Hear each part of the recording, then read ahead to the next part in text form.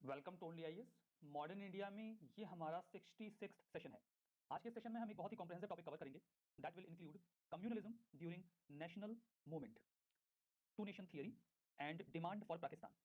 काफी important topics हैं ये, दैट्स वाई इन्हें हम अलग से कॉम्प्रिहेंसिवली डील करने वाले हैं। मेंस में यहाँ से क्वेश्चंस आ सकते हैं। So let's begin. Spread of communalism in India. Bharat में जो कम्युनलिज्म है उसकी शुरुआत या उसका विस्तार कैसे होता है, इस पर हम बात करें इसके पहले जरूरी होगा कि हम एक फंडामेंटल बैकग्राउंड समझ लें। देखिए, जैसे जैसे भारत में नेशनलिज्म यानी कि राष्ट्रवाद का विस्तार होता है, संप्रदायवाद भी हमारे सामने आने लगता है, जिसने निश्चित तौर पर हमारे देश की यूनिटी को नेशनल मूवमेंट के दौरान एक बहुत बड़ा थ्रेट पहुंचाया। और इसकी जो अनफॉर्चुनेट लेगेसी है वो आज भी हम फेस करते हैं। पाकिस्तान नाम का एक नया पड़ोसी देश हमारे सामने है जो हमेशा हमारे साथ कन्फ्रंट करता रहता है। That is the result of this communalism. और आज हिंदूज एंड मुस्लिम्स के बीच में जो एक बहुत बड़ी रिफ्ट देखी जाती है वो कहीं ना कहीं ओरिजिनेट होती है इसी नेशनल मूवमेंट के दौरान। इस पूरे मुद्दे पर हम आगे चर्चा करें, लेकिन उसके लिए जरूरी होगा कि हम समझें कि कम्युनलिज्म यानी कि संप्रदायवाद का मतलब होता क्या है। देखिए, कम्युनलिज्म बेसिकली एक आइडियोलॉजी है, एक बहुत ही बेसिक फंडामेंटल है। अगर किसी भी वर्ड के अंत में ISM आ जाए तो मतलब वो एक आइडियोलॉजी है, ठीक है। अगर किसी भी वर्ड के अंत में TION आ जाए मतलब वो एक प्रोसेस है, like mechanisation, globalisation, these are all processes. And communalism, Wahhabism, ये सब आइडियोलॉजीज हैं। तो कम्युनलिज्म एक प्रकार की आइडियोलॉजी है जिसमें कोई एक पार्टिकुलर ग्रुप ऑफ पीपल अपनी खुद की एथनिसिटी या खुद के रिलीजन को आवश्यकता से अधिक महत्व देते हैं। आवश्यकता से अधिक महत्व देने का मतलब यह है कि वो अपनी एथनिसिटी या अपने रिलीजन को वाइडर सोसाइटल पर्सपेक्टिव के ऊपर देखते हैं। मतलब उन्हें ऐसा लगता है कि पूरी सोसाइटी से ज्यादा इंपॉर्टेंट उनका अपना रिलीजन है। इंडिया में ये जो फीलिंग है कि मेरा रिलीजन बाकी सबसे अलग और बेहतर है, ये बहुत धीमे धीमे इवॉल्व हुआ। बिपिन चंद्रा अपनी किताब इंडिया सिंस इंडिपेंडेंस में लिखते हैं कि कम्युनलिज्म एक ऐसी आइडियोलॉजी है जो इस बात में भरोसा रखती है कि इंडियन सोसाइटी कई सारी रिलीजियस कम्युनिटीज में बटी हुई है। मतलब इंडियन सोसाइटी एक नहीं है। और ये जो रिलीजियस कम्युनिटीज हैं इनके अपने अलग इकोनॉमिक, पॉलिटिकल, सोशल और कल्चरल इंटरेस्ट हैं जो आपस में कन्वर्ज नहीं करते। मतलब ऐसा जो कम्युनलिस्ट हैं, संप्रदायवादी हैं, वो मानते हैं। इवन समटाइम्स वो ये भी फील करते हैं कि जो इंटरेस्ट हैं वो आपस में ना केवल अलग है, रेदर होस्टाइल हैं। मतलब एक दूसरे के विरोधी हैं because of their religious differences. तो ये तो मतलब हुआ कम्युनलिज्म का। I hope you got it. चलिए, अब हम देखते हैं कि कई सारे स्टेजेस पर इंडिया में जो कम्युनलिज्म है वो डेवलप हुआ है। एक बात मैं आपको और क्लैरिफाई करना चाहूंगा फॉर बेसिक अंडरस्टैंडिंग। अपने रिलीजन की अच्छी बातों का बखान करना, अपने रिलीजन को प्रमोट करना, अपने रिलीजन के बारे में कोई राइटिंग करना या उसके बारे में कुछ लिखना, उसे सपोर्ट करना, दिस इज नॉट कम्युनलिज्म। इसे संप्रदायवाद नहीं कहा जाता। It is religious consciousness. ये एक रिलीजियस कॉन्शियसनेस है, ठीक है, जहां पर आप अपने धर्म को लेकर थोड़े कॉन्शियस हैं, आप उसे महत्व देते हैं, उसकी जो प्रैक्टिसेस हैं उन्हें फॉलो करते हैं, उनकी अच्छी बातों को बताने का प्रयास करते हैं, उस बारे में कुछ लिखने अथवा बोलने का प्रयास करते हैं। So this is not communalism. तो कोई अपने रिलीजन के बारे में कुछ अच्छा बताता है, इसका मतलब ये बिल्कुल नहीं है कि वो कम्युनल थिंकिंग का है। अब आपको मतलब समझ में आएगा कि कम्युनलिज्म का मतलब क्या होता है, ठीक है। यहां पर ये जो सारी बातें मैंने आपको बताई और ये कहा कि ये कम्युनलिज्म नहीं है, तो ये क्या है? ये है रिलीजियस कॉन्शियसनेस। लेकिन जब ये रिलीजियस कॉन्शियसनेस थोड़ी और स्ट्रांग होने लगती है तो आप बाकी धर्मों को दरकिनार कर देते हैं और केवल अपने धर्म पर कॉन्सेंट्रेट करने लगते हैं ज्यादा, थोड़ा ज्यादा। तो इसे कहा जाता है कम्युनल कॉन्शियसनेस, जहां पर अब आप अपने धर्म को बाकी धर्मों से अलग करने लगते हैं। जो रिलीजियस कॉन्शियसनेस होती है उसमें आप अपने धर्म की अच्छी बातों को मानते हैं, लेकिन ये भी स्वीकार करते हैं कि बाकी धर्म भी अच्छे हैं, ठीक है, और उनके अंदर भी जो भी वैल्यूज हैं वो सब बढ़िया है, ठीक ठाक है। लेकिन एक ऐसा लेवल आता है जब आप बाकी बाकी के धर्मों को छोड़ने लगते हैं, उन्हें एकदम बिल्कुल दरकिनार करते हैं और कॉन्सेंट्रेट करते हैं अपने रिलीजन में। ये भी फुल फ्लेज्ड कम्युनलिज्म नहीं है। It is just communal consciousness, जहां पर आप अपने धर्म को बाकी धर्मों से अलग करने लगते हैं। ये पहला स्टेज होता है कम्युनलिज्म का, जो पहले हम बात कर रहे थे, अपने धर्म की अच्छी बातों को स्वीकार करना, बाकी धर्मों की अच्छी बातों को भी स्वीकार कर लेना। This is religious consciousness, this is not communal consciousness. तो कम्युनल कॉन्शियसनेस कॉन्शियसनेस में क्या होता है? देखिए, कम्युनल कॉन्शियसनेस में आप अपने धर्म पर सेंटर्ड हो जाते हैं, अपने रिलीजन पे, अपनी एथनिसिटी पे सेंटर्ड हो जाते हैं। लेकिन आप किसी अदर कम्युनिटी, किसी और जो रिलीजियस ग्रुप है उसके खिलाफ नहीं जाते, बल्कि अपने धर्म में जो भी कमियां हैं उन्हें दूर करने का प्रयास करते हैं, सुधार की बात करते हैं।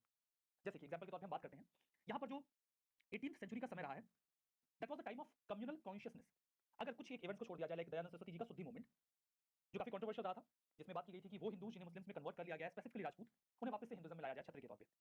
उसके उससे अगर आप थोड़ा दरकिनार करें तो जो भी मूवमेंट चले, लाइक सती सिस्टम को खत्म करना है, या फिर रिलीजन के नाम पर जो नरसंहार किया जाता था या नरबलि दी जाती थी, नरसंहार नहीं कहेंगे, बड़ा शब्द है ये, नरबलि जो दी जाती थी, इंसानों को मार दिया जाता था, बच्चों को मार दिया जाता था, तो इन सभी चीजों को दूर करने का प्रयास किया गया विद इन सर्टेन कम्युनिटी। ये रिलीजियस रिफॉर्म्स किए जाने लगे, या विधवा पुनर्विवाह का प्रचलन शुरू किया गया। जो रिलीजियस टेक्स्ट थे उन्हें पर्टिकुलर सेक्शन को ना पढ़ने देना था तो उसे भी रोका गया। These are all communal consciousness, जहां पर कुछ लोग एक पार्टिकुलर रिलीजन पर फोकस्ड थे और उसमें रिफॉर्म की बात कर रहे थे। यहाँ पर अभी भी बात हिंदू मुस्लिम की नहीं शुरू हुई थी कि हिंदुइज्म अच्छा है, इस्लाम खराब है, या इस्लाम बहुत अच्छा है, हिंदुइज्म खराब है, ऐसी कोई बात नहीं शुरू हुई थी। Rather these individuals were just concentrating reform in their respective communities. So that was communal consciousness. यहाँ पर एक हिंदू कम्युनिटी का व्यक्ति मुस्लिम कम्युनिटी में सुधार की बात नहीं कर रहा था, वो अपनी कम्युनिटी में सुधार की बात कर रहा था, उनके खिलाफ भी कुछ नहीं बोल रहा था। So this was a first stage of communalism, जिसे कहा जाता है कम्युनल कॉन्शियसनेस। इसमें कहीं कोई दिक्कत नहीं होती अगर आप थोड़ा कंसंट्रेट होकर अपने रिलीजन को रिफॉर्म करने की कोशिश करें, तो यहाँ पर ऐसा कोई बहुत बड़ी समस्या नहीं है। तो religious consciousness is not bad at all. Communal consciousness पहली सीढ़ी होती है कम्युनलिज्म की, लेकिन इसमें कुछ खास दिक्कत नहीं होती। इसके बाद स्तर आता है लिबरल कम्युनलिज्म का।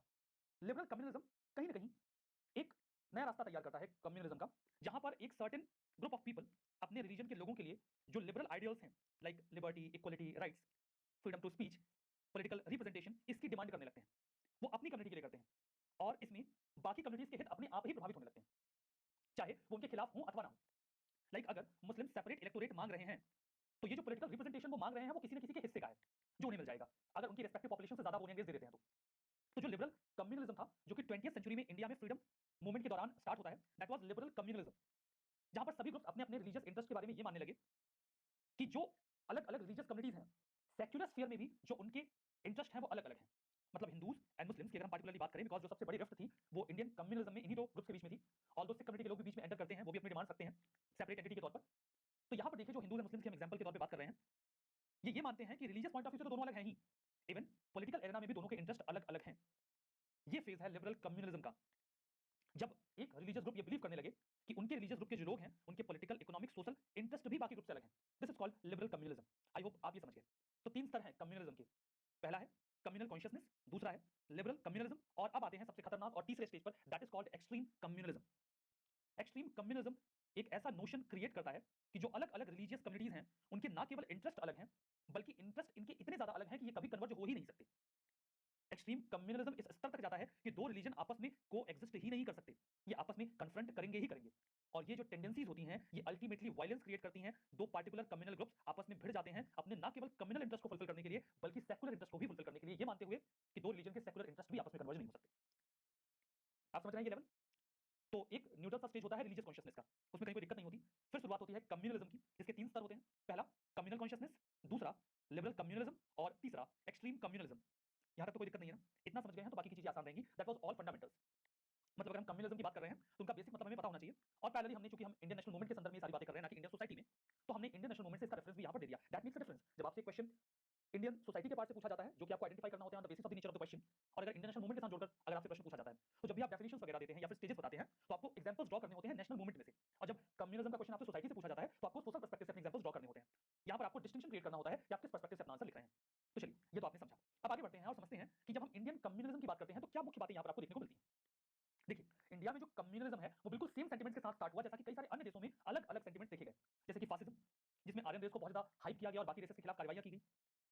एंटी सेमिटिज्म, जहां पे यहूदियों के खिलाफ कार्रवाइयां की गई। रेसिज्म, कैथोलिक प्रोटेस्टेंट कॉन्फ्लिक्ट जो नदन आइलैंड में देखने को मिला। क्रिश्चियन मुस्लिम कॉन्फ्लिक्ट जो लेबनान में देखने को मिला। अब यहाँ पर ये सभी कम्युनल जो टेंडेंसीज हैं उन्हीं का रिजल्ट है।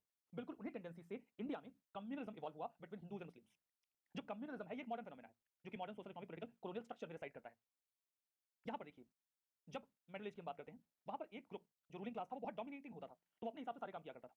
इसमें बाकी के ग्रुप्स कभी भी पोलराइजेशन नहीं कर पाते थे। लेकिन जब ब्रिटिशर्स एंटर करते हैं various part of the world, तो वहां पर दो डोमिनेटिंग ग्रुप्स आमने सामने आते हैं और तब शुरुआत होती है कम्युनलिज्म की। इस प्रोसेस के दौरान कुछ नए मॉडर्न आइडियाज भी प्रोपेगेट किए जाते हैं। सभी ग्रुप्स अपनी कल्चरल और लिंग्विस्टिक आइडेंटिटीज पर फोकस करना शुरू करते हैं। इंडिया में जो रिलीजियस कॉन्शियसनेस थी वो धीमे धीमे कम्युनल कॉन्शियसनेस में कन्वर्ट हो गई। अब आपको इन दोनों के बीच का मतलब पता है, ये वर्ड्स अब आपको क्लियर हो रहे होंगे कि रिलीजियस कॉन्शियसनेस का क्या मतलब है और कम्युनल कॉन्शियसनेस का क्या मतलब है। तो इंडिया में जो रिलीजियस कॉन्शियसनेस थी वो धीमे धीमे कम्युनल कॉन्शियसनेस में कन्वर्ट हो गई। जो कम्युनलिस्ट थे और जो कॉलोनियलिस्ट थे, कम्युनलिस्ट मतलब सर्टेन मुस्लिम ग्रुप्स जो इस्लाम पर बहुत ज्यादा फोकस कर रहे थे, सर्टेन हिंदू ग्रुप्स जो हिंदुइज्म पे बहुत ज्यादा फोकस कर रहे थे, और अगर आपसे कम्युनिटीज की बात करना चाहते हैं तो उनकी भी कर सकते हैं। और कॉलोनियलिस्ट यानी कि ब्रिटिशर्स, अंग्रेज, ये आपस में एक दूसरे को हेल्प करने लगे और इंडियन सोसाइटी धीमे धीमे कई सारे सोशियो इकोनॉमिक बेसिस पर डिवाइड होती चली गई। देखिए, रिलीजियोसिटी का अपने आप में मतलब कम्युनलिज्म नहीं होता, as I earlier explain you. लेकिन एक ऐसा देश जहां पर एजुकेशन ना हो, अवेयरनेस बहुत कम हो, वहां पर जो रिलीजियोसिटी है, धर्म को लेकर जो लगाव है, जो रिलीजियस कॉन्शियसनेस है, अपने धर्म को अच्छी तरीके से समझने का जो प्रयास है, उसे बहुत आसानी से कम्युनलिज्म में कन्वर्ट किया जा सकता है, थोड़ा सा डर दिखाकर। और बिल्कुल वही इंडिया में किया गया ना। आपने कम्युनलिज्म का मतलब समझा और उसका कैरेक्टर समझ लिया। Let's have a look on the reasons why these tendencies spread in India that much frequently. आखिर ये इतनी आसानी से भारत में कैसे प्रसारित हो गई, इनके कारणों पर भी चर्चा करते हैं। पॉइंट नंबर 1 या फिर पहला कारण, सोशियो इकोनॉमिक रीजंस। भारत की सामाजिक आर्थिक स्थिति ऐसी थी जिसने एक ब्रीडिंग ग्राउंड तैयार किया कि भारत में संप्रदायवाद को विस्तारित किया जाए, so that communism could spread in India. एक बढ़िया सा बैकग्राउंड तैयार हो गया था इंडिया की सोशियो इकोनॉमिक सिचुएशंस की वजह से। यू मस्ट हैव क्वेश्चन, नहीं है तो पैदा करिए दिमाग में कि आखिर क्या थी ऐसी सोशियो इकोनॉमिक सिचुएशन जिसकी वजह से इंडिया में कम्युनलिज्म फैल गया। Let's have a look. देखिए, रिलीजन वैसे इकोनॉमिक और पॉलिटिकल इंटरेस्ट को डिक्टेट नहीं करता, सीधे सीधे तो ये अलग होते हैं। लेकिन अगर कुछ लोग डेलिबरेटली चाहें तो दोनों को मिक्स कर सकते हैं। बिल्कुल ऐसा ही हुआ भी। सोशली और कल्चरली हिंदूज और मुस्लिम्स इतने अलग नहीं थे जितना उन्हें बना दिया गया। दोनों की वे ऑफ लाइफ काफी सिमिलर थी। एक्चुअली में ये जो वे ऑफ लाइफ का डिस्टिंक्शन होता है, that is solely not on the basis of religion, rather on the basis of geography. For example, मतलब हिंदुओं मुस्लिमों के बीच में जो जीवन जीने की शैली का अंतर है, ये सिर्फ धर्म के आधार पर नहीं होता, रादर ये भौगोलिक स्थितियों के आधार पर होता है। एक बंगाली मुस्लिम और एक बंगाली हिंदू, उनकी जीवन शैली आपस में बहुत ज्यादा मिलती हुई प्रतीत होगी आपको, अगर आप कंपैरिजन करेंगे एक पंजाबी मुस्लिम के कंपैरिजन में। तो मतलब एक बंगाली मुस्लिम की जो जीवन शैली है, जो जीवन जीने का तरीका है, वो पंजाबी मुस्लिम से उतना ज्यादा नहीं मेल खाएगा जितना कि बंगाली हिंदू से मेल खाएगा। That is all because of geography and social conditions. तो हिंदुओं और मुसलमानों के जो इंटरेस्ट थे या वे ऑफ लाइफ, जीवन जीने का जो तरीका था, वो इतना भी अलग नहीं था जितना उसे बना दिया गया। हिंदू और मुस्लिम दोनों को ही अंग्रेजों ने खुलकर एक्सप्लॉइट किया, ऑप्रेस किया। अब यहां पर कैसे इस पूरी सिचुएशन को एक्सप्लॉइट किया गया, एक डिवाइड क्रिएट करने के लिए आप वो समझेंगे। जो वेस्टर्न थॉट और साइंटिफिक आइडियाज थे, मुस्लिम इंटेलेक्चुअल्स इन्हें एब्जॉर्ब नहीं करते हैं, वो ट्रेडिशनल और बैकवर्ड बने रहते हैं ताकि वो अपने रिलीजियस आइडेंटिटी को प्रोटेक्ट कर सके। इवन वो लोग जो कुछ रिफॉर्मर्स रहे, जिन्होंने मुस्लिमों में मॉडर्न एजुकेशन को स्प्रेड करने का प्रयास किया, कुछ लोग थे ऐसे जिन्होंने ऐसे प्रयास किए मुस्लिम्स में भी, वो प्रयास इतने सिग्निफिकेंट नहीं थे जितने कि हिंदूज, पारसीज और क्रिश्चियंस में हुए। जितने सिग्निफिकेंट यहां पर ये प्रयास हुए उतने मुस्लिम्स में नहीं हुए। मुस्लिम्स ट्रेड एंड इंडस्ट्री की ग्रोथ में भी पीछे रह गए। शायद उस समय के साथ जो इंटेलेक्चुअल डेवलपमेंट्स हो रहे थे उनके साथ अपने पांव नहीं जमा पाए। लैंडलॉर्ड और जमींदार, चाहे वो हिंदू रहे हों या फिर मुस्लिम रहे हों, इन्होंने तो अपने हितों में ब्रिटिशर्स को ही सपोर्ट किया। ब्रिटिश ऑफिशियल्स और लॉयलिस्ट मुस्लिम ऐसे लोग जो ब्रिटिशर्स को समर्थन देते थे, इन्होंने एजुकेटेड मुस्लिम्स को एजुकेटेड हिंदूज के खिलाफ भड़काना शुरू किया। सर सैयद अहमद खान, जो शुरू में एक बहुत ही प्रोग्रेसिव व्यक्ति हुआ करते थे, जो चाहते थे कि मुस्लिम कम्युनिटी का ओवरऑल डेवलपमेंट हो, वो एजुकेशन अवेल करें, वो भी बाद में अंग्रेजों के खेमे में चले गए। उन्होंने मुस्लिम कम्युनिटी के लिए स्पेशल ट्रीटमेंट की डिमांड करी गवर्नमेंट सर्विसेज में। सेम आर्गुमेंट्स जो हिंदू और पारसी लॉयलिस्ट थे उन्होंने भी देने शुरू किए अपने लोगों के लिए। हालांकि ऐसे लोग जो हिंदूज में या फिर पारसीज में ऐसी बातें कर रहे थे उनकी संख्या कम थी, और मुस्लिम कम्युनिटी में ऐसी बातें करने वाले लोगों की संख्या ज्यादा थी। That was only difference. बाकी थे तो हर जगह। जो सर्कमस्टेंसेस थे उनको आधार बनाकर शॉर्ट टर्म सॉल्यूशंस निकाले जाने लगे, लाइक रिजर्वेशन दिया जाना इन जॉब्स, कम्युनल बेसिस पे, प्रोविंशियल बेसिस पे या फिर कास्ट के बेसिस पे। और ये लोग कम्युनल और रिलीजियस आइडेंटिटी को हाइप करने लगे, जो बाद में कास्ट और प्रोविंशियल पैशन में भी कन्वर्ट हो गया। अब इंडिया की जो इकोनॉमिक बैकवर्डनेस थी, जो रैम्पेंट अनएम्प्लॉयमेंट था, उसने एक बहुत स्कोप तैयार किया कॉलोनियल गवर्नमेंट के लिए, यानी कि अंग्रेजों के लिए, कि वो छोटे छोटे कंसेशंस या फेवर्स या रिजर्वेशन का इस्तेमाल करके यहाँ के लोगों को डिवाइड कर दें, यहाँ पे कम्युनल या सेपरेटिस्ट टेंडेंसीज को फ्यूल कर सके। इसके लिए उन्हें बस छोटे छोटे कंसेशंस या फेवर्स देने थे, जो उनके लिए बहुत बड़ी बात नहीं थी। You are getting that point, कि इंडिया की सोशियो इकोनॉमिक कंडीशन ऐसी थी कि इंडिया को डिवाइड करना आसान था। अब नेशनलिज्म की केवल बात नहीं हो रही थी, अब बात हो रही थी हिंदू नेशनलिज्म की और मुस्लिम नेशनलिज्म की। इंडिया डिवाइड हो रहा था। पॉलिटिकली इमेच्योर कई सारे Hindus as well as Muslims इस चीज को रियलाइज ही नहीं कर पाए कि जो उनकी समस्याएं हैं, चाहे वो इकोनॉमिक हैं, एजुकेशनल हैं या फिर कल्चरल हैं, वो तो इन अंग्रेजों की वजह से हैं, इस फॉरेन रूल की वजह से हैं। उन्हें क्या बताया गया? मुस्लिम्स को जॉब नहीं मिलती बिकॉज सारी जॉब्स तो हिंदू और पारसी ले जाते हैं। अब मुस्लिम्स नाराज हैं हिंदूज एंड पारसी से, जबकि असल मुद्दा तो ये था ही नहीं। असल मुद्दा तो ये था कि जॉब नहीं मिल रही थी क्योंकि अंग्रेजों ने जॉब क्रिएट ही नहीं की। यहाँ पे मुस्लिम्स की जॉब इसलिए नहीं जा रही थी क्योंकि हिंदू और मुस्लिम हिंदू पारसी से सारी जॉब ले रहे थे, लेकिन ये नोशन क्रिएट किया गया क्योंकि इसमें इनके अपने सेल्फ इंटरेस्ट हुआ करते थे। तो आपने देखा कि इंडिया की जो सोशियो इकोनॉमिक कंडीशंस थी उसने फ्यूल किया कि इंडिया में जो कम्युनल टेंडेंसीज हैं वो हाई। अब चलिए, ये तो रही इंडिया की कंडीशन। ब्रिटिशर्स ने अपनी ओर से कोई कमी नहीं छोड़ी, उनकी जो policy of divide and rule थी उसका भी एक बहुत बड़ा रोल था इंडिया में टेंडेंसीज को प्रमोट करने को लेकर। इंग्लिश एजुकेशन को इंडिया में इंट्रोड्यूस किया गया। क्या रिजल्ट निकला? रिजल्ट ये निकला कि पूरे मिडिल एज में जो डोमिनेंट लैंग्वेजेस थी those were Arabic and Persian, even Urdu for some extent. तो अरबिक और पर्शियन लर्निंग जो थी वो धीमे धीमे इरोड होती चली गई, खत्म होती चली गई। इससे इकोनॉमिक बैकवर्डनेस आया किसके लिए? मुस्लिम्स के लिए, क्योंकि वो सर्विसेज से बाहर हो गए। पहले सर्विसेज में मुस्लिम्स होते थे बिकॉज जो पूरा सिस्टम था वो अरबिक एंड पर्शियन में था। अरबिक एंड पर्शियन की समझ मुस्लिम्स को ज्यादा होती थी, तो उनका एक डोमिनेंस रहता था। लेकिन जैसे ही इंग्लिश ने अरबिक और पर्शियन को रिप्लेस किया, वो अपने आप ही बाहर हो गए। यहाँ पे किसी और इंडियन कम्युनिटी का रोल नहीं था, यहाँ पे रोल था इंग्लिश का जो ब्रिटिशर्स लेकर आए थे। लेकिन मुस्लिम कम्युनिटी को ऑपोजिशन में खड़ा किया गया बाकी की हिंदू कम्युनिटीज के खिलाफ बाय द ब्रिटिशर्स। 1870s के दौर में जो इंडियन नेशनलिज्म था उसका पॉलिटिसाइजेशन स्टार्ट हुआ because educated middle class evolve हो रहा था। जो गवर्नमेंट थी इसके पहले तक उनका क्या अप्रोच था? क्योंकि जब वो यहाँ पर आए तो सत्ता में मुस्लिम्स थे, जो डिफैक्टो रूलर था वो मुगल बादशाह हुआ करता था। जैसे कि हम बात कर रहे थे कि अरबिक और पर्शियन सेंटर ऑफ लर्निंग हुआ करता था, तो मुस्लिम्स का दबदबा होता था या डोमिनेंस होता था बिकॉज उन्हें अरबिक और पर्शियन की ज्यादा अच्छी समझ होती थी comparison to any other community. तो ब्रिटिशर्स का पहला टारगेट मुस्लिम्स बने। फिर 1857 का रिवोल्ट हुआ। 1857 के रिवोल्ट का भी सारा ठीकरा अंग्रेजों ने मुस्लिम्स के ऊपर फोड़ दिया। उसके बाद उन्होंने मुस्लिम कम्युनिटी का काफी ज्यादा रिप्रेशन भी किया। लेटर पॉइंट ऑफ टाइम पे उन्हें ये महसूस हुआ कि जो हिंदू कम्युनिटी के लोग हैं या बाकी के लोग हैं वो काफी तेजी से आगे बढ़ रहे हैं, तो क्यों ना मुस्लिम कम्युनिटी के लोगों को इनके सामने खड़ा कर दिया जाए। सो दैट उन्होंने मुस्लिम्स को अपने साथ लाने के लिए उन्हें कंसेशन देने शुरू किए, फेवर्स देने शुरू किए, रिजर्वेशन देना शुरू किया, और that was a kind of divide and rule policy. मतलब इंडिया की ही दो कम्युनिटीज को आमने सामने खड़ा कर देना ताकि वो अपना काम निकाल सके। गवर्नमेंट ने इसके लिए अपनी साइड कर लिया सर सैयद अहमद खान जी को। देखिए, सर सैयद अहमद खान जी को उन्होंने अपने फेवर में लिया ताकि वो कांग्रेस को कंटेन कर सके। सर सैयद अहमद खान जी एक बहुत ही ब्रॉड माइंडेड पर्सन थे, जिनका एक रिफॉर्मिस्ट आउटलुक था। वो शुरू में चाहते थे कि जो मुस्लिम कम्युनिटी है उनका भी विकास हो, वहाँ मुस्लिम कम्युनिटी के लोग भी पढ़े लिखे, वो भी आगे जाएं, उनका भी सोशल डेवलपमेंट हो। इसके लिए वो ये चाहते थे कि जो ये मुस्लिम कम्युनिटी के लोग हैं ये सीधे सीधे ब्रिटिशर्स के साथ कन्फ्रंटेशन में ना जाए, क्योंकि उन्हें ऐसा लगता था कि अगर हम गवर्नमेंट के साथ कन्फ्रंट करने लगेंगे तो हम अपना उतना विकास नहीं कर पाएंगे जितना हमें करना चाहिए। उनके दिमाग में कहीं ना कहीं ये बात थी कि अगर उन्हें अंग्रेजों का समर्थन मिल जाए तो शायद वो पूरी कम्युनिटी का बहुत अच्छे से विकास कर सकते हैं या उनका डेवलपमेंट कर सकते हैं। दैट वाज द रीजन कि उन्होंने अंग्रेजों के साथ हाथ मिलाया। बट ये सीन डिफरेंट था कि उनका इस्तेमाल किया जा रहा था ताकि एक सोशल डिवीजन क्रिएट किया जा सके, एज अ होल पूरी कम्युनिटी को डिवाइड किया जा सके। तो सर सैयद अहमद खान जी का इस्तेमाल किया गया अंग्रेजों के द्वारा, जहां पर वो मुस्लिम मासेस को कांग्रेस से अलग लेकर गए। अलग ले जाने का ये था कि अंग्रेजों ने सर सैयद अहमद खान जी को कन्विंस किया कि आप चाहते क्या हो? आप चाहते हो ना कि मुस्लिम कम्युनिटी के लोगों का विकास हो, वो पढ़े लिखें। सर सैयद अहमद खान जी ने कहा कि बिल्कुल मैं तो ऐसा ही चाहता हूं। वो निश्चित तौर पर ऐसा ही चाहते थे। तो उन्होंने कहा कि फिर आप अपने लोगों को पॉलिटिक्स में क्यों घुसा रहे हैं? आप उन्हें कहिए कि वो पॉलिटिक्स से दूर रहें, तभी उनका विकास हो सकेगा। तो सर सैयद अहमद खान जी ने कहा मुस्लिम पॉपुलेशन से कि आप लोग पॉलिटिक्स से दूर रहिए, पढ़िए लिखिए, जॉब्स लीजिए, तभी आपका विकास हो पाएगा। अब इस तरीके से मुस्लिम्स धीमे-धीमे जो मेन स्ट्रीम मूवमेंट स्टार्ट हो रहा था उससे अलग होने लगे। एट द सेम टाइम उन्होंने एक नोशन क्रिएट हो गया कि हिंदू इंटरेस्ट जो है वो मुस्लिम इंटरेस्ट से अलग है। ये तो थी अंग्रेजों की डिवाइड एंड रूल की पॉलिसी। अब एक और रीजन रहा हिस्ट्री राइटिंग का, इतिहास लेखन का। एक ऐसा इतिहास लेखन जिसमें हिंदुओं को मुसलमानों से अलग कर दिया जाए। ये हिस्ट्री राइटिंग इस प्रकार की सबसे पहले तो अंग्रेजों ने शुरू करी, बाद में कई सारे इंडियन हिस्टोरियंस ने भी इसे ऑप्ट कर लिया।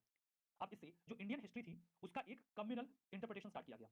कम्युनल इंटरप्रिटेशन इस तरीके से कि जो एंशिएंट इंडिया था that was a Hindu phase, और जो मेडिवल इंडिया है that is Muslim phase of Indian history. सल्तनत के रूलर्स आते हैं, मुगल्स आते हैं, ये एक मुस्लिम फेज है। तो पूरी इंडियन हिस्ट्री को डिवाइड कर दिया गया इन हिस्ट्री राइटर्स के द्वारा हिंदू फेज और मुस्लिम फेज में। इन हिस्टोरियंस ने इस फैक्ट को बिल्कुल इग्नोर कर दिया कि चाहे वो एंशिएंट इंडिया रहा हो या फिर मेडिवल इंडिया रहा हो, जो पॉलिटिक्स थी वो किसी भी जगह की, ना केवल इंडिया में, बल्कि वो इकोनॉमिक और पॉलिटिकल इंटरेस्ट पे रन करती है, रिलीजियस कंसिडरेशन पे नहीं। निश्चित तौर पर कुछ रूलर्स इन बिटवीन ऐसे आते हैं जो रिलीजियस पॉइंट ऑफ व्यू से एग्रेसिव होते हैं, बट जो ब्रॉड क्राइटेरिया होता है वो इकोनॉमिक और पॉलिटिकल इंटरेस्ट होता है। वो अपनी सत्ता को बचाने के लिए सब कुछ करते हैं। लेकिन ब्रिटिशर्स और ये जो कम्युनल हिस्टोरियंस थे जो चाहते थे कि ये दो ग्रुप्स आपस में अलग हो जाएं, उन्होंने हिस्ट्री राइटिंग को इस तरीके से मैनिपुलेट किया।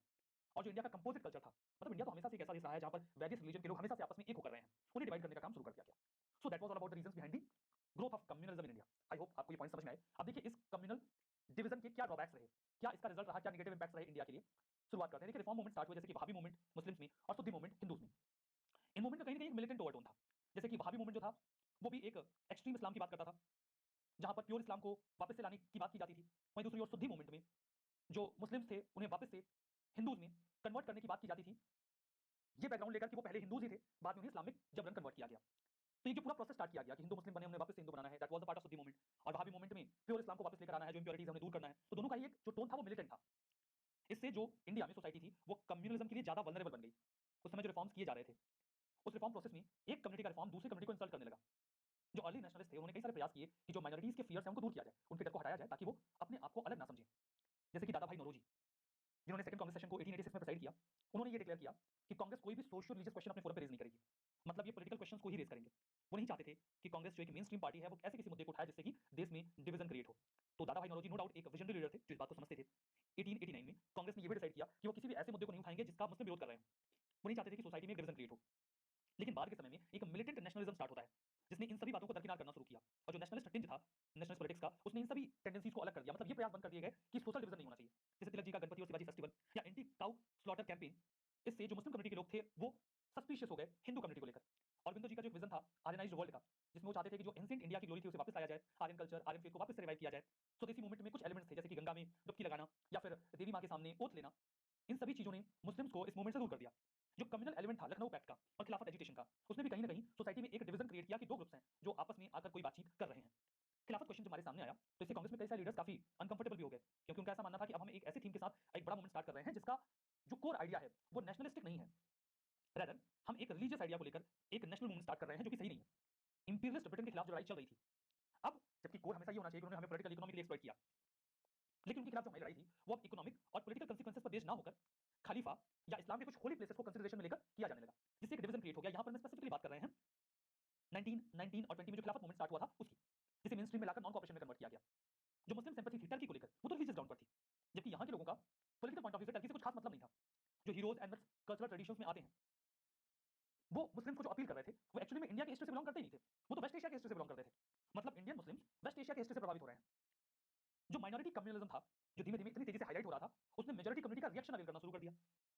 1870s में ही कुछ हिंदू जमींदार मनी लेंडर्स और मिडिल क्लास प्रोफेशनल्स ने एंटी मुस्लिम सेंटिमेंट शो करना शुरू कर दिया कि अगर ये अपनी अपनी बात कर रहे हैं तो हम भी अपनी अपनी बात करेंगे। तो मेजॉरिटी कम्युनिटी ने कैसे रिएक्ट किया इस कम्युनल सेंटिमेंट को जो कई सारे फैक्टर्स की वजह से इंडिया में इवॉल्व हो रहा था। देखिए अब हिंदू को एक कम्युनल कलर दिया जाने लगा, हिंदी लैंग्वेज को ये कहा जाने लगा कि उर्दू मुसलमानों की भाषा है और हिंदी हिंदुओं की भाषा है। भाषा हिंदू और मुसलमान नहीं हुआ करती थी, लेकिन अब लैंग्वेज को भी हिंदू और मुसलमान बना दिया गया। और धीमे धीमे जो कम्युनल आउटलुक था उसे प्रमोट किया जाने लगा। 1909 में पंजाब हिंदू सभा बनाई गई यूएन मुखर्जी और लाल चंद्र जी की द्वारा, जिन्होंने कांग्रेस का खुलकर क्रिटिसिज्म किया कि वो हिंदूज के इंटरेस्ट को सर्व नहीं कर पा रहे हैं और वो जबरदस्ती सभी लोगों को एक साथ लेने की कोशिश कर रहे हैं, जबकि उन्हें हिंदूज के इंटरेस्ट को प्रोटेक्ट करना चाहिए। उन्होंने ये भी आर्गुमेंट दिया कि जो हिंदूज हैं उन्हें अंग्रेजों का साथ देना चाहिए ताकि वो मुसलमानों के खिलाफ लड़ सकें। जो ऑल इंडिया हिंदू महासभा थी उसने अपना पहला सेशन 1915 में लिया, जहां पर महाराजा जो कासिम बाजार के थे वो प्रेसिडेंट बने। इन बिटवीन 1925 में राष्ट्रीय स्वयंसेवक संघ भी पिक्चर में आ गया। तो इस तरीके से कई हिंदू ऑर्गेनाइजेशन इस मेजॉरिटी रिएक्शन के तौर पर सामने आने लगे। जो हिंदू कम्युनिस्ट थे वो बहुत लंबे समय तक मजबूत नहीं रह पाए, बिकॉज एक सेक्युलर इंटेलिजेंस इंडिया में इवॉल्व हो गया। एक मिडिल क्लास तैयार हुआ जिसका काफी ज्यादा प्रभाव था इंडियन नेशनल मूवमेंट पे। वो इतना ज्यादा कम्युनलिस्ट सेंटिमेंट को तवज्जो नहीं देता था, लेकिन ऐसा मुस्लिम कम्युनिटी के साथ नहीं था। जैसे जो कम्युनलिस्ट सेंटिमेंट्स थे वो तो दोनों ही कम्युनिटीज में थे, जैसा कि हम पूरा पढ़कर समझ भी पा रहे हैं कि दोनों ही ओर से जो कम्युनल सेंटिमेंट थे, whether it is from Hindu community और it was for Muslim community, दोनों ही ओर से ये काफी तेजी से इवॉल्व हो रहे थे। लेकिन हिंदू कम्युनिटी में ये कम्युनलिस्ट सेंटिमेंट ज्यादा लंबे समय तक सर्वाइव नहीं कर पाया। इसका रीजन ये था कि इंडिया में हिंदूज में एक सेक्युलर इंटेलिजेंसिया और मिडिल क्लास इवॉल्व हो गया, जो इस कम्युनलिस्ट थिंकिंग को बहुत ज्यादा तवज्जो नहीं दे रहा था। लेकिन ऐसा मुस्लिम कम्युनिटी में नहीं हुआ। वहां पर जो कम्युनल एलिमेंट्स थे वो लैंडलॉर्ड्स, ट्रेडिशनल रिलीजियस लीडर्स और ब्यूरोक्रेट्स ने कस के पकड़ रखे थे, और इसके जरिए वो मुस्लिम मासेस पर अपना इन्फ्लुएंस बढ़ा रहे थे, जिसे वो छोड़ने को तैयार नहीं थे। इसने सोसाइटी में एक बड़ा डिवीजन क्रिएट किया। अब हमने देखा कि कम्युनलिज्म का एक पूरा बेस तैयार हो गया है, जिसमें सर सैयद अहमद खान जी का जो रोल था हमने उस पर भी बात करी, और जो कई सारे हिंदू ऑर्गेनाइजेशन थे उनका जो रोल था उसकी भी हमने बात करी। अब ये जो पूरा कम्युनल बैकग्राउंड तैयार हुआ था ये एक थियरी को जन्म देता है जिसे कहा जाता है टू नेशन थियरी, मतलब भारत में दो देश होने चाहिए, टू नेशन थियरी। और बाद में यही टू नेशन थियरी एक क्लियर पिक्चर के रूप में डिमांड फॉर पाकिस्तान के रूप में हमारे सामने आता है, डिमांड फॉर पाकिस्तान। नाउ बात करते हैं evolution of two nation theory के बारे में। बैकग्राउंड वही कम्युनलिज्म का ही है, लेकिन धीमे धीमे भारत में दो देशों की दो देश बने ऐसी डिमांड चलने लगी। टू नेशन थियरी का जो डेवलपमेंट है वो काफी पहले से शुरू हुआ। 1887 में 1885 में कांग्रेस बनती है। उसके बाद से डफरिन जो कि वायसराय था और कॉल्विन जो कि लेफ्टिनेंट गवर्नर था यूनाइटेड प्रोविंस का, वो सभी लोग कांग्रेस के ऊपर हमले बोलने लगे।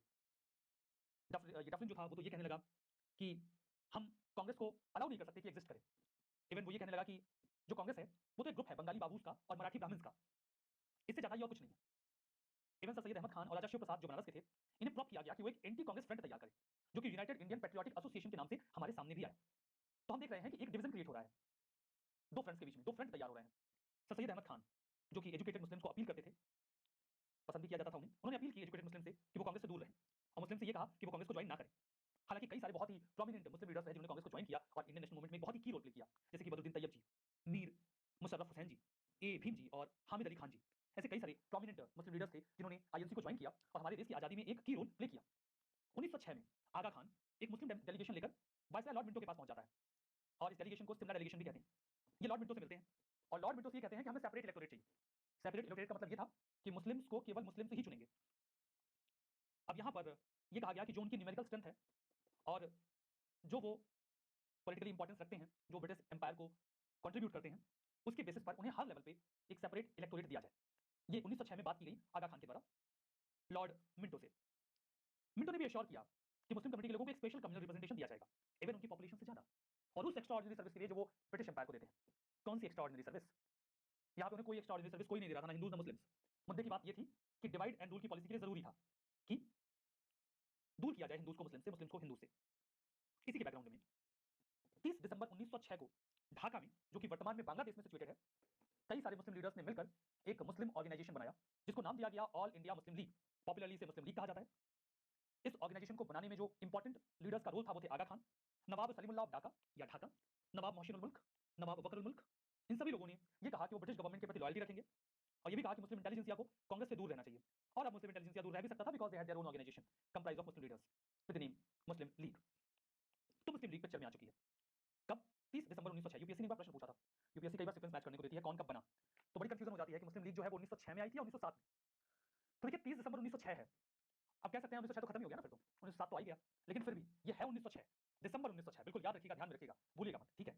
अब देखिए 1909 में मॉलमेंटो रिफॉर्म आया जिसमें मुस्लिम कम्युनिटी के लोगों को सेपरेट इलेक्टोरेट दे दिया गया। विस्तार से बात कर चुके हैं सब बातों पे। 1909 में ही आर्य समाज के जो कई सारे लीडर्स थे लाइक लाला लाजपत राय, लालचंद और शादीलाल, इन सभी लोगों ने पंजाब हिंदू सभा या पंजाब हिंदू असेंबली को गठित किया। मदन मोहन मालवीय जी ने इसे प्रेसाइड किया। इसका फर्स्ट सेशन 1909 में हुआ अक्टूबर में। मैं आपको बता दूं कि यही बाद में जाकर हिंदू महासभा में कन्वर्ट हो जाता है। 8 दिसंबर 1913 में पंजाब हिंदू सभा ने रेजोल्यूशन पास किया कि हम ऑल इंडिया हिंदू सभा का गठन करेंगे अंबाला सेशन में। और ये भी कहा गया कि कॉन्फ्रेंस हम आयोजित करेंगे 1915 का जो कुंभ मेला लगेगा हरिद्वार में, वहां पर जहां पे सभी हिंदू लीडर्स को इनवाइट किया जाएगा। अब देखिए मॉलमेंटो रिफॉर्म आया तो इसके रिजल्टेंट एक हिंदू खेमा भी डेवलप होने लगा इन्हें काउंटर करने के लिए। जब रिएक्शंस होंगे तो रिएक्शंस होंगे, दैट इज वेरी एविडेंट। 1912 से 24 का जो समय है पर्टिकुलरली फॉर मुस्लिम लीग, तो ये यंगर मुस्लिम नेशनलिस्ट के द्वारा डोमिनेट किया जा रहा था। बहुत ही यंग लीडर्स थे जो इस मुस्लिम लीग को लीड कर रहे थे। उनका जो नेशनलिज्म था वो कम्युनल व्यू से इंस्पायर तो था ऑन द पॉलिटिकल क्वेश्चन, मतलब मुस्लिम कम्युनिटी को पॉलिटिकल रिप्रेजेंटेशन मिलना चाहिए, इस बात को लेकर वो बहुत ज्यादा कंसर्न थे। 1916 में कांग्रेस ने मुस्लिम लीग की जो डिमांड थी सेपरेट इलेक्टोरेट की उसको एक्सेप्ट कर लिया। देखिए अंग्रेजों ने दे दिया था सेपरेट इलेक्टोरेट, लेकिन आईएनसी ने एक्सेप्ट नहीं किया था कि हम तो नहीं मानते ये सही है। लेकिन 1916 में जो लखनऊ समझौता हुआ, लखनऊ पैक्ट साइन हुआ, उसमें कांग्रेस और मुस्लिम लीग एक साथ आ गए। दोनों ने अंग्रेजों के सामने एक ज्वाइंट डिमांड रखी और इन टर्न कांग्रेस ने मुस्लिम लीग की जो सेपरेट इलेक्टोरेट की मांग थी उसको रिकॉग्नाइज किया, स्वीकार कर लिया। लेकिन यहां पर भी कांग्रेस और मुस्लिम लीग दो अलग अलग एंटिटीज के रूप में एक साथ आए थे। ऐसा नहीं था कि दोनों का मर्जर हो गया था, मर्जर नहीं हुआ था। दोनों अलग अलग एंटिटीज थे जिन्होंने एक साथ कॉमन प्लान ऑफ एक्शन तैयार किया था। 1920-1922 का जो समय था उस दौरान मुस्लिम्स ने पार्टिसिपेट किया रॉलेट सत्याग्रह में, खिलाफत और नॉन कॉपरेशन एजुटेशन में। लेकिन यहां पर भी जो कम्युनल एलिमेंट था वो डोमिनेटिंग था, जहां पर टर्की के खलीफा को पद से हटाए जाने के विरोध में इंडिया के मुसलमान काफी ज्यादा नाराज थे। 1920 का जो समय था, कम्युनल राइट्स स्टार्ट हो गए थे देश में कई सारी जगहों पर। जो आर्य समाजिस्ट थे उन्होंने सुद्दी मूवमेंट शुरू कर दिया और संगठन movement.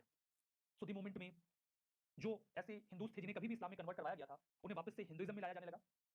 At the same time मुसलमानों ने भी रिटेलिएट करते हुए तबलीगी और तंजीम मूवमेंट स्टार्ट कर दिया, जहां पर वो मुस्लिम प्रेयर्स ऑर्गेनाइज करने लगे और मुस्लिम कल्चर को और सख्ती से प्रमोट करने की कोशिश करने लगे।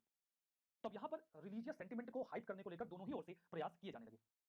स्वराजिस्ट, स्वराजिस्ट समझते हैं ना? स्वराजिस्ट और नो चेंजर्स में डिवीजन हुआ था नॉन कॉपरेशन मूवमेंट के बाद। स्वराजिस्ट में मोदी एक अलग पार्टी बन गई थी, स्वराजिस्ट पार्टी 1923 में, जिसमें मोतीलाल नेहरू और सीआर दास थे, जिसमें ये कहा जा रहा था कि अब हम लेजिस्लेटिव असेंबली में पार्टिसिपेट करेंगे, इंडोर्मेंट करेंगे जो काउंसिल का वर्क है उसे। जबकि दूसरी ओर थे नो चेंजर्स जो कह रहे थे कि नहीं, हम गांधी जी का जो कंस्ट्रक्टिव वर्क है उसे जारी रखेंगे। तो ये डिवीजन हुआ था। बाद में स्वराजिस्ट के अंदर भी एक डिवीजन हो गया रिस्पॉन्सिविस्ट और नॉन रिस्पॉन्सिविस्ट में। रिस्पॉन्सिविस्ट में आते थे एमएम मालवीय, मदन मोहन मालवीय, लाला लाजपत राय, एनसी केलकर। ये चाहते थे कि गवर्नमेंट के साथ कोऑपरेट करें और ऑफिसर्स को होल्ड करें। जबकि नॉन रिस्पॉन्सिविस्ट चाहते थे कि हम गवर्नमेंट के साथ कोऑपरेट ना करें। तो कई सारे जो रिस्पॉन्सिविस्ट थे उन सभी लोगों ने हिंदू महासभा को ज्वाइन कर लिया, मतलब एक हिंदू ग्रुप को ये सपोर्ट करने लगे, उन्होंने ज्वाइन कर लिया। अब ये सब भूलिएगा मत, स्वराजिस्ट और नो चेंजर्स के बीच में क्या डिफरेंस थे और रिस्पॉन्सिविस्ट और नॉन रिस्पॉन्सिविस्ट विद इन स्वराजिस्ट थे, ये सब चीजें भूलेंगे तो दिक्कत हो जाएगी। तो चलिए यहाँ पर रिवीजन भी आपका हो ही जा रहा है। तो कहने का मतलब यह है कि स्वराजिस्ट के भीतर जो रिस्पॉन्सिविस्ट थे उन्होंने भी हिंदू महासभा को ज्वाइन करना शुरू कर दिया, कई सारे लोगों ने। इधर अली ब्रदर्स थे, शौकत अली और मोहम्मद अली जौहर, इन सभी लोगों ने कांग्रेस के खिलाफ बातें करनी शुरू कर दी और ये कहने लगे कि जो कांग्रेस है वो केवल हिंदू इंटरेस्ट को सर्व करते हैं, बाकी मुसलमानों के लिए कुछ भी नहीं करते हैं। कांग्रेस एक सूटेबल स्ट्रेटजी नहीं बना पाई कि ये जो कम्युनलिज्म चल रहा है इसे काउंटर कैसे किया जाए, रोका कैसे जाए। 1928 में नेहरू रिपोर्ट आई जहां पे कॉन्स्टिट्यूशनल रिफॉर्म्स किए गए। देखिए पूरी कहानी हम समझ रहे हैं, मतलब 19वीं शताब्दी से लेकर पूरा 1947 तक क्या होता है, कैसे जो कम्युनलिज्म है वो डेवलप होता है, कैसे पाकिस्तान की मांग की जाती है, टू नेशन थ्योरी पिक्चर में आती है, उन सभी की हम बात कर रहे हैं। टू नेशन थ्योरी के इवोल्यूशन पे चर्चा हो रही है, कौन से ऐसे बैकग्राउंड तैयार हो रहे हैं कि बाद में दो देशों की बात की जाने लगेगी। तो 1928 में नेहरू रिपोर्ट आती है जिसका खुलकर विरोध किया गया मुस्लिम हार्ड लाइनर्स के द्वारा और सिख लीग के द्वारा, जिन्होंने इसके विरोध में अपना 14 पॉइंट भी रखा। इन सभी बातों पर हमने विस्तार से चर्चा की है, जहां पर उन्होंने सेपरेट इलेक्टोरेट की डिमांड को रखा और ये भी कहा कि मुस्लिम्स के लिए रिजर्वेशन होना चाहिए, गवर्नमेंट सर्विसेज में भी और सेल्फ गवर्निंग बॉडीज में भी।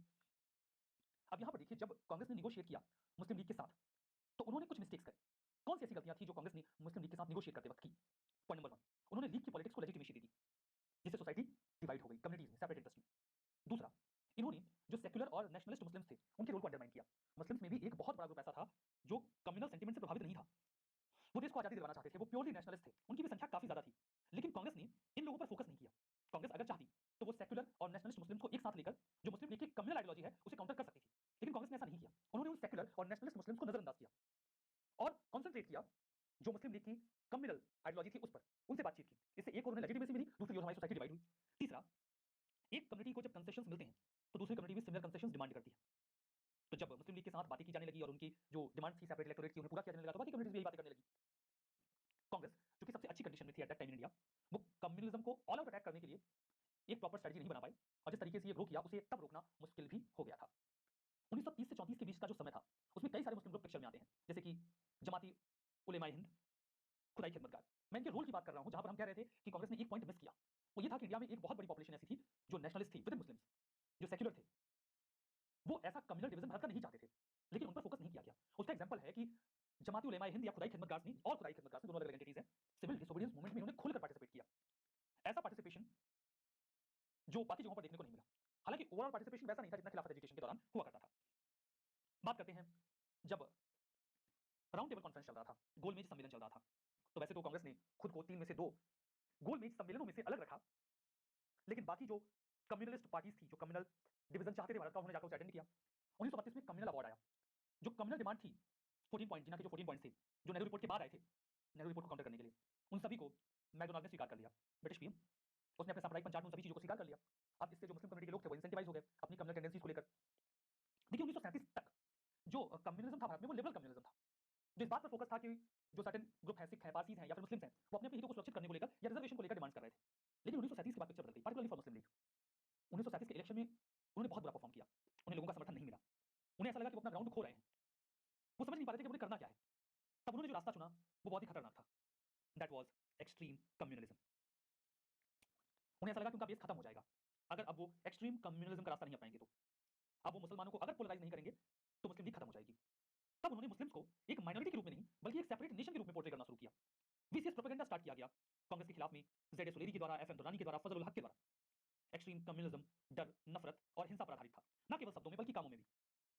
कि जो हिंदूज हैं वो मुसलमानों के खिलाफ हैं, अगर मुसलमान हिंदुओं के खिलाफ एक साथ खड़े नहीं होंगे तो मुसलमानों को खत्म कर दिया जाएगा, ऐसा फियर एंड हेट्रेड क्रिएट किया गया ताकि मुस्लिम लीग अपना बेस बचा सके, क्योंकि वो 1937 के इलेक्शन के बाद लगभग खत्म हो चले थे। अब ये एक्सट्रीम कम्युनलिज्म इंडिया में आया क्यों? एक रीजन तो बिल्कुल क्लियर है, मुस्लिम लीग अपना बेस खो रही थी after 1937 election, so it was very important for them to polarise Muslims, और जो उन्हें पोलराइज करने का रास्ता उन्हें दिख रहा था that was extreme communalism. Apart from that, उसके अलावा जो रेडिकलाइजेशन काफी तेजी से इंक्रीज हो रहा था, उसकी वजह से जो रिएक्शनरी एलिमेंट्स थे वो सोशल बेस तलाश रहे थे कम्युनलिज्म के जरिए, वही बात है मुस्लिम लीग की बात है। उनका बेस खत्म हो रहा था तो वो एक्सट्रीम कम्युनलिज्म को रास्ता बना रहे थे अपनी स्ट्रेंथ को बचाने के लिए, अपनी साख को बचाने के लिए।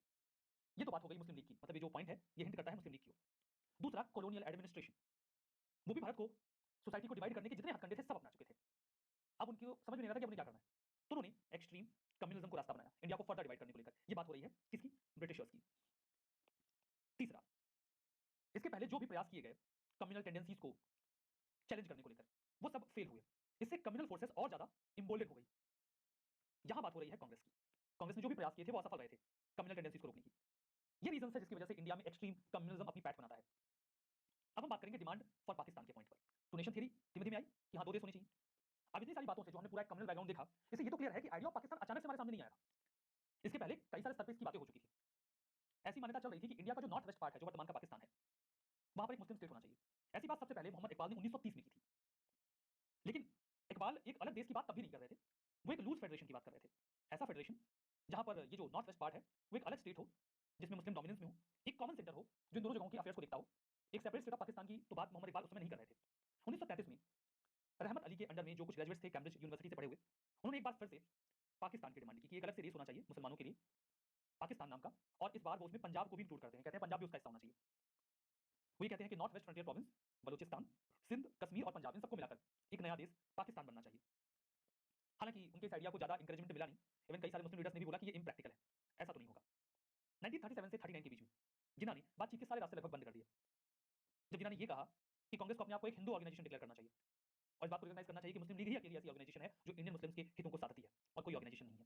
तो इससे जिन्ना और कांग्रेस के बीच में जो बातचीत थी उसके रास्ते लगभग बंद हो गए थे। 1938 में जिन्ना ने कहा कि भारत का विभाजन होना चाहिए और भारत पाकिस्तान नाम के दो देश बनने चाहिए। उसके बाद 1940 जब एकदम क्लियर कट पाकिस्तान की डिमांड को किया गया, 24 मार्च 1940 को पाकिस्तान रेजोल्यूशन के माध्यम से पाकिस्तान रेजोल्यूशन पास किया गया, जहां पर मुस्लिम लीग ने ये बोला कि ऐसे कोई भी geographically contiguous Muslim majority regions जहां पर मुसलमान मेजॉरिटी में है उन्हें इंडिपेंडेंट स्टेट में कन्वर्ट किया जाए। वो ऑटोनॉमस होंगे, सॉवरेन होंगे, मुसलमानों के हितों का वहां पर स्पेसिफिक सेफगार्ड किया जाएगा। तो पाकिस्तान रेजोल्यूशन को क्लियर कट 24 मार्च 1940 को पास कर दिया गया। सेकंड वर्ल्ड वॉर स्टार्ट हुआ। ब्रिटिश इंडियन गवर्नमेंट ने कहीं ना कहीं एक वर्चुअल वीटो दे दिया मुस्लिम लीग को पॉलिटिकल सेटलमेंट के मुद्दे पर। याद होगा आपको वेवेल प्लान, जहां पर जिन्ना ने बोला कि किसी भी मुद्दे पर अगर मुस्लिम्स राजी नहीं है तो उस मुद्दे को पास नहीं किया जाएगा। और वोवेल ने, चूंकि कांग्रेस ने इस बात को मानने से इनकार कर दिया, तो वोवेल ने बातचीत बंद कर दी। एक प्रकार से मुस्लिम लीग की तरह लगाया गया वीटो ही था। लीग ने अपने प्रिविलेज का पूरा इस्तेमाल किया और पाकिस्तान की जो डिमांड थी एक सेपरेट कंट्री के रूप में, उसके लिए निगोशिएट किया अगस्त ऑफर में, क्रिप्स प्रपोजल में, शिमला कॉन्फ्रेंस में, कैबिनेट मिशन प्लान में।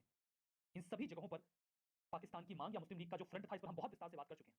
बहुत विस्तार से हमने इन सभी जगहों पर जो जो डायमेंशंस थे उनको कवर किया है अगले लेक्चर्स में। तो यहाँ पर हम एक आपको ओवरव्यू दे रहे हैं कि इन सभी फ्रंट्स पर मुस्लिम लीग ने पाकिस्तान की डिमांड को बार बार दोहराया और फाइनली उन्हें वो मिल गया जो वो चाहते थे, जब उन्होंने डिक्लेयर किया डायरेक्ट एक्शन, जिसके बाद भारत में वाइड स्प्रेड वायलेंस स्टार्ट हुआ। फाइनली एक इंडिपेंडेंट पाकिस्तान बन गया जिसमें मुस्लिम मेजॉरिटी एरिया जो पंजाब का था, सिंध का, बलूचिस्तान का, नॉर्थ वेस्ट प्रोविंस का और बंगाल का, वो कवर हो गया। 1947 में पाकिस्तान नाम का एक नया देश आ गया, जिसके साथ इंडिया आज भी कन्फ्रंट करता है ऑन वेरियस फ्रंट्स। ये इस डिवीजन की लेगेसी है जिसे इंडिया आज भी ढो रहा है। तो ये पूरा मुद्दा हमने आज कवर किया। होपफुली आपको एक कॉम्प्रिहेंसिव इनसाइट मिली होगी टू नेशन थियरी, इंडिया में नेशनल मूवमेंट के दौरान कम्युनलिज्म और डिमांड फॉर पाकिस्तान के ऊपर। होपफुली ये सेशन आपके लिए बेनिफिशियल रहा होगा। तो आज